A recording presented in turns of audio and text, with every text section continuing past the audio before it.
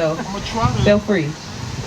It's an honor. Greetings. Good afternoon, everyone. Ife Kilimanjaro. Let me back up a little bit because I'm writing something. Ife Kilimanjaro. Can you hear me? Okay. So, born and raised, born in Detroit. I grew up several years in Detroit, and I returned to it. Been in the city for most of my life, in cities.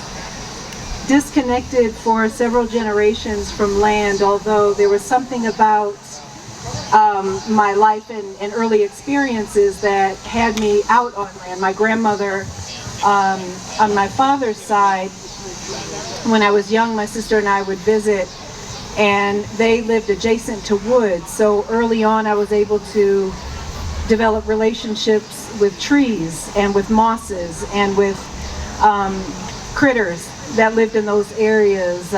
She grew her own food, and so we were able to pick food from the garden, and she cooked it and prepared it for my sister and I. And so having those experiences for several years in a row as a young child not only left it a powerful impression on me, but it really was foundational in my relationship with nature and an orientation to how important it is that we feed ourselves and grow our own food. And when I returned to Detroit as an adult, I was down in DC for a bit at Howard. Anybody here?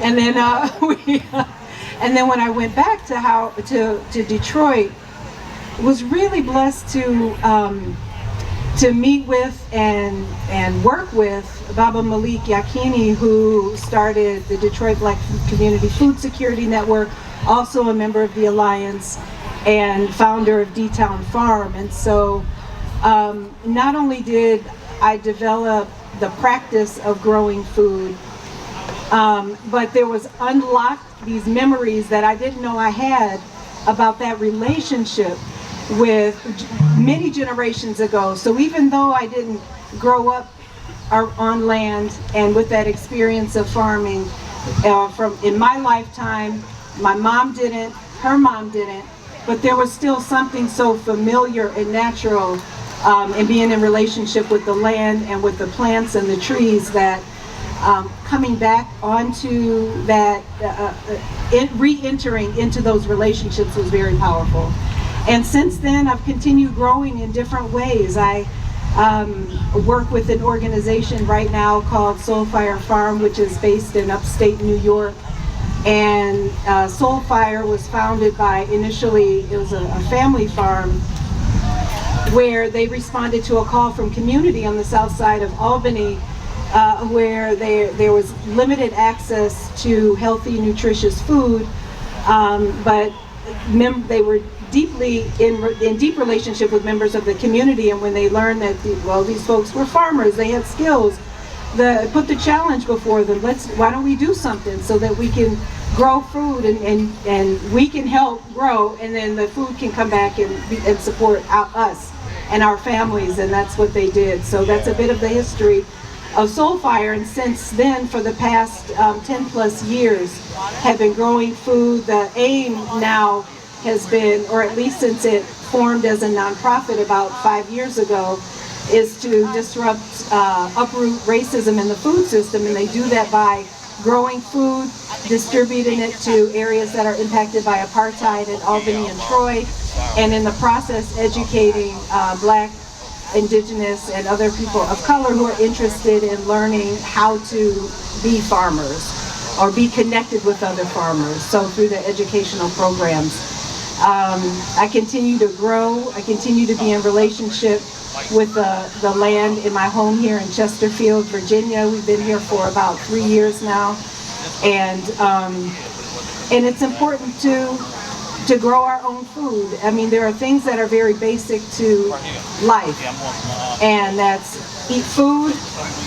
It's being able to meet our fundamental needs, including food, transportation, housing, and be able to do that in community with people with like hearts and minds. And so we're slowly checking off boxes.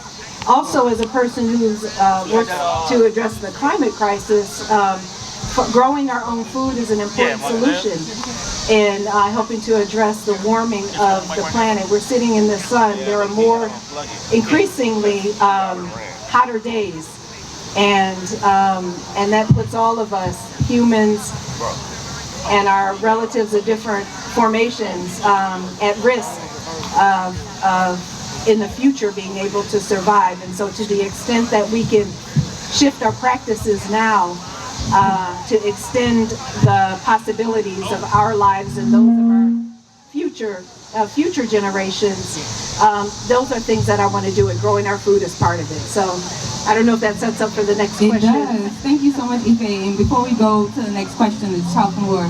You know, it's getting hotter. I know this is not the same sun that I grew up with, but I don't know about y'all. I'm from New Orleans, and we keep getting record over 100 days, and the index is, I'm trying to mitigate this, I'm sorry.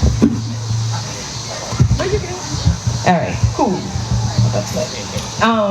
So yeah, speaking of one of our co-founders of the National Black Food and Justice Alliance and growing our own food, you mentioned Baba Malik Yakini, a personal mentor of mine, and knowing that they've started the Detroit Black Community Food Security Network and opening an over $20 million community-owned grocery store in 2024 is so amazing. And just naming the things that we can do together if we just organize and stay committed. So shout out to Baba Malik for being that example and knowing that we can do this together.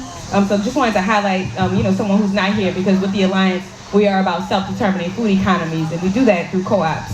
And we're all about this democratic leadership. So excited to hear that, and I just want to hear from you all if you want to share some more, about how we are facing climate change and, what's going on in your impact? Like, what are you doing in your work to make sure that we're collectively modeling this resilience? Thank you.